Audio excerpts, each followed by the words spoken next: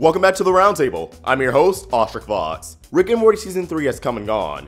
And wow, there are a lot of mixed reactions on this season. Some people think it's the best, but a vocal portion of fans has made it clear they feel this is the weakest season yet. Personally, I rank it at the same level as Season 2. I feel like they both have their flaws, as any season of any show will, but I don't put one over the other. Season 1 is still king though. Season 3, for all the backlash and disappointment it's caused, has definitely served as theory fuel for many fans of the show. Phoenix Person, Evil Morty, Beth being a clone, us lunatics can't get enough of it. Ignoring the many memes that's arisen from rather narcissistic viewers, who thinks enjoying the show is the equivalent to a Harvard degree, the show is smart. And to give credit where it's due, so are many of the fans. Piecing together a bigger picture is something this audience absolutely excels at, and we live in an age where fans engaging with one another has never been more exciting. Off the heels of the season finale, the Rick and Morty date, a new theory has surfaced within the fandom that may be one of the more interesting takes on the series yet.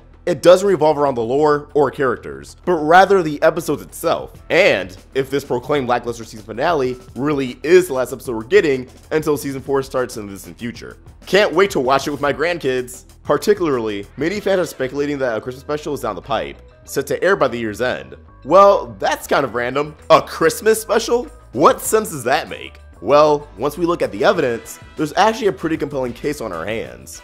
Rick and Morty Day's post-credit scene features the return of fan favorite Mr. Poopy Butthole, a scene that mirrors the stinger attached to the wedding squanchers at the end of Season 2. The scene features Mr. Poopy Butthole apologizing for his absence in the season, despite him appearing in both Morty's Mind Blowers and pictured in the ABCs of Beth, but chalks up his lack of screen time to him starting a family, going back to school, basically getting his life together. He then taunts the audience by asking what they did while the show was on hiatus, that hopefully they didn't sit around and bide their time. This is where things get interesting.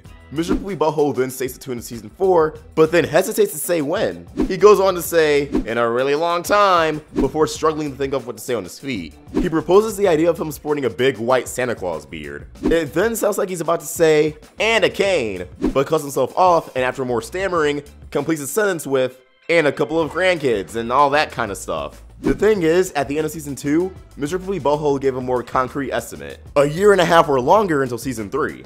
Now he's just giving a vague, really long time. But what qualifies as a really long time? It's a very subjective sentiment. Due to this, fans believe Mr. Poopy Butthole, and by extension the writers of the show, have teased a secret Christmas special on the way in December, which is 2 or so months away, that could constitute as a really long time for many people, especially those on the more impatient side. Ooh-wee.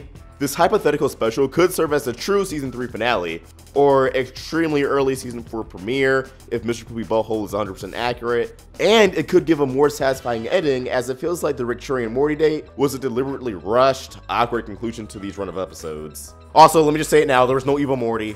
I know everyone in the comments is just rushing away at their keyboards. There was no Evil Morty, there was no Evil Morty, why wasn't there Evil Morty? I kind of expected this ending. Now, personally, I think it'd be a nice treat. And hey, they began the season as a surprise back on April Fool's by airing the Rick redemption on a continuous, unadvertised loop. So concluding the season in a similar fashion as a Christmas treat fits like a glove. At the same time, Justin Roiland and Dan Harmon love playing around with their fans, messing with everyone's collective heads and causing them to overthink. Hell, it feels like they did that with this finale, and its nothing matters status quo ending. So, time will tell. I honestly think it's a 50-50 chance of happening. But as always, what do you guys think? Is this Christmas special actually a feasible idea? Let us know in the comments below. If you want the conversation going beyond the comments, follow and tweet to us at Roundtable Vids, or me at Rick Morty. If you want to be more social, follow the rest of the Roundtable crew on social media, join our Discord server, and download our official Amino app to share your Rick and Morty theories with the rest of the Roundtable community. If you want to support us, consider pledging $1 on Patreon.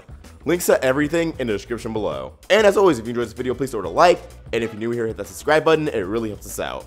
Be sure to hit that bell for notifications so you never miss a Rick and Morty theory from the Roundtable. I hope you have a beautiful day, and Rick Morty signing out.